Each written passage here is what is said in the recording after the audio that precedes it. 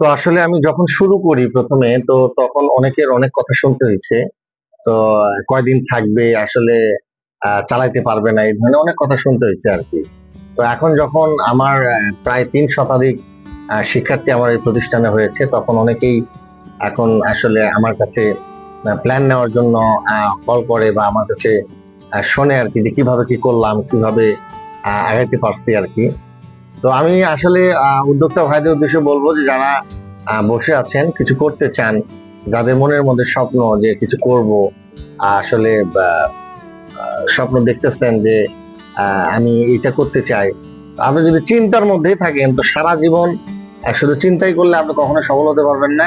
আপনাকে শুরু করতে হবে, এবং সাহস করে যদি একবার শুরু করতে পারেন, দেখবেন সফলতা একদিন অবশ্যই আপনার কাছে এসে ধরা দিবে।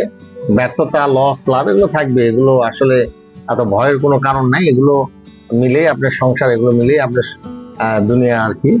তো আমি আজকে আপনাদের মাঝে কথা বলবো যে আমি কিভাবে আমার এই যে একটা প্রতিষ্ঠান দাঁড় করতে পেরেছি, কিভাবে আমি উদ্যোক্তা হতে পেরেছি।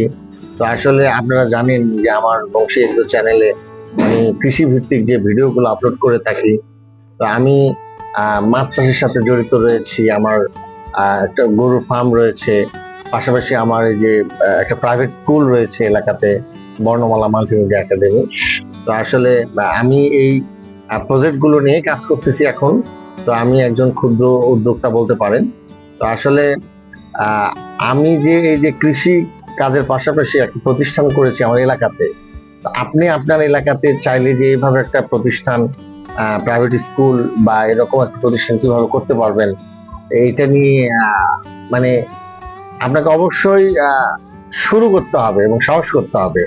তো আমিও যেটা বললাম আর কি, মাত্র 30 জন বাচ্চা কাচ্চা নিয়ে আমি এই প্রতিষ্ঠান শুরু করেছিলাম। শুরুতে আমার এখানে অনেক স্ট্রাগল করতে হয়েছে। তো আমার অনেক স্বপ্ন ছিল, ইচ্ছা ছিল এবং আত্মবিশ্বাস ছিল যে আমি পারবো একদিন। তো সেখান থেকে আজকে ধীরে ধীরে আজকে আমরা এই পর্যায়ে আসতে পেরেছি আর কি।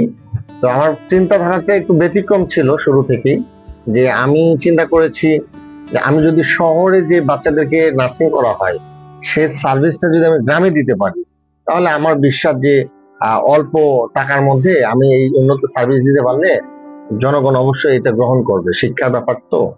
তো পরবর্তীতে আসলে আমি চেষ্টা করেছি উন্নত সেবা দেওয়ার জন্য। আমার এখানে ইসলামিক শিক্ষার সমন্বয় একটা একাডেমিক, সুন্দর একটা একাডেমিক শিক্ষার পরিবেশ রয়েছে। তো সেই জায়গা থেকে এলাকার মানুষের ধীরে ধীরে আমাদের বর্ণমালা এই শিক্ষা প্রতিষ্ঠানের উপর একটা বিশ্বাস অর্জন হয়েছে। তারা বাচ্চা কাচ্চা ভর্তি করাইছে। আজকে এলাকাতে আমার প্রতিষ্ঠান অনেক পপুলার, অনেক ভাইরাল আর কি। আপনাদের দোয়ায় অনেক ভালো আছি আমরা। তো প্রায় 10 জনের মতো স্টাফ রয়েছে আমার এখানে, শিক্ষক, কর্মচারী, কর্মকর্তা বিন্দু রয়েছে এখানে কাজ করে। তো আসলে এইটা একটা সম্মানের জায়গা। এই জায়গাতে আপনার টাকা বিভিন্ন ভাবে ইনকাম করা যায়। আপনার যদি বাদাম বিক্রি করেন তাতেও টাকা ইনকাম হবে, যদি আপনি মাছের ব্যবসা করেন তাতেও ইনকাম হবে। তো আসলে আমি যে প্রতিষ্ঠানটা করেছি এখান থেকেও কিন্তু ইনকাম সম্ভব, কিন্তু আসলে তৃপ্তিটা হচ্ছে যে সম্মানের জায়গা। এটা একটা সেবামূলক প্রতিষ্ঠান, এখান থেকে 10 টাকা ইনকামও হবে এবং এখানে আপনি অনেক সম্মান পাবেন অভিভাবকদের কাছ থেকে, আপনার এলাকার সমাজের মানুষের কাছ থেকে, বাচ্চাদের কাছ থেকে। যেহেতু আপনার মনে করেন যে একটা শিক্ষা প্রতিষ্ঠান, আর আমি শিক্ষকতা করি, আমি এখানে প্রতিষ্ঠাতা পরিচালক। তো সেক্ষেত্রে এখানে অনেক সম্মানের জায়গায়, সেখান থেকে একটা আত্মতৃপ্তির জায়গা আর কি এটা। তো আমি মনে করি যে কর্ম প্লাস সেবা, এই দুটার সমন্বয়ে যদি আপনারা কেউ কিছু করতে চান, এলাকায় একটা প্রাইভেট স্কুল করতে পারেন মানসম্মত এবং ইসলামিক বা ধর্মীয় শিক্ষার সমন্বয়ে আপনি প্রতিষ্ঠান যদি করতে পারেন, খুব সহজে আপনি এটা হাইলাইটেড করতে পারবেন, এগোতে পারবেন। তো আমি যখন প্রতিষ্ঠান শুরু করেছি খুব অল্প টাকা দিয়ে আমার প্রতিষ্ঠানটা স্টার্ট করা আর কি। তো পরবর্তীতে আমি এই প্রতিষ্ঠান থেকে যে ইনকামটা এসেছে সেই ইনকামটায় আমি এখানে আবার বিনিয়োগ করেছি। এভাবে ধীরে ধীরে ধীরে ধীরে আমি আজকে একটা বড় সম্পদে পরিণত হয়েছে এটা। তো আসলে আমি উদ্যোক্তা ভাইদের বলবো যে যারা কিছু করতে চান, যারা কিছু করার স্বপ্ন দেখেন এবং সবসময় যাদের কিছু করার স্বপ্ন মনের মধ্যে ঘুরপাক খায়, তারা এগুলো ভয় ভীতি বাদ দিয়ে আপনারা শুরু করেন। শুরু করলে দেখবেন এটা একটা সময় আপনি নিজেই বুঝতে পারবেন যে আপনার এখন কোন রাস্তাতে এগোনো উচিত, কিভাবে আপনার এখন বিনিয়োগ করা উচিত। তাহলে এইভাবে আপনি একটা সময় রাস্তা খুলে যাবে, আপনি ভালো কিছু করতে পারবেন। আমি অনেক সময় এখানে রাত 1টা 2টা পর্যন্ত কাজ করেছি, বিল্ডিং এ কাজ করেছি, নিজে অনেক পরিশ্রম করেছি। তো আসলে অনেক মানুষ অনেক কথা বলেছে যে ছেলে লেখাপড়া শিখছে এত, আহ, আমি এমবিএ করেছি অ্যাকাউন্টিং এ, একটা মাস্টার্স করার ছেলে ভালো একটা চাকরি করবে না করে এখানে গ্রামের মধ্যে কিরকম বাচ্চা কাচ্চা নিয়ে একটা কেজি স্কুল। তো হে প্রতিপন্ন করছে। আমি আসলে কষ্ট লাগলেও সেটা বই প্রকাশ করি নাই। আমি আমার কাজ সবসময় আগায় নিয়েছি সামনে। যে সমাজের মানুষ কিছু কথা বলবেই, আমার লক্ষ্য ঠিক ছিল।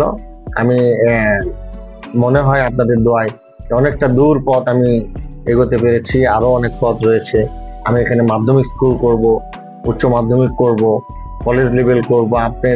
আপনারা যদি দোয়া করেন, স্রষ্টা যদি রহমত করে, তাহলে এখানে আমি এই প্রতিষ্ঠানকে একটা বড় রূপ দিতে চাই আর কি। তো আমি আর আরেকটা আমি উদ্যোক্তা ভাইদের পরামর্শ দেবো, আপনারা কখনো একমুখী বিজনেস করবেন না। আমি যেহেতু দেখেন যে প্রতিষ্ঠানের পাশাপাশি পুকুরের মাছ চাষ রয়েছে, আবার গরু পালন করি, তো সেক্ষেত্রে একমুখী ব্যবসা করলে আপনি আগাইতে পারবেন না, সেক্ষেত্রে ক্ষতিগ্রস্ত হবেন।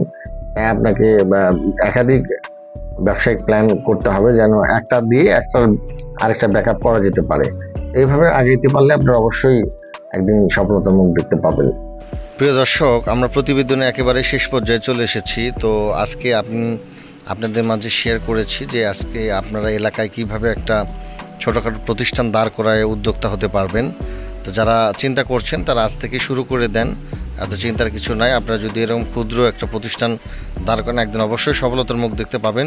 সবাই ভালো থাকবেন, সুস্থ থাকবেন, সকলের জন্য শুভকামনা রইল। খোদা হাফেজ।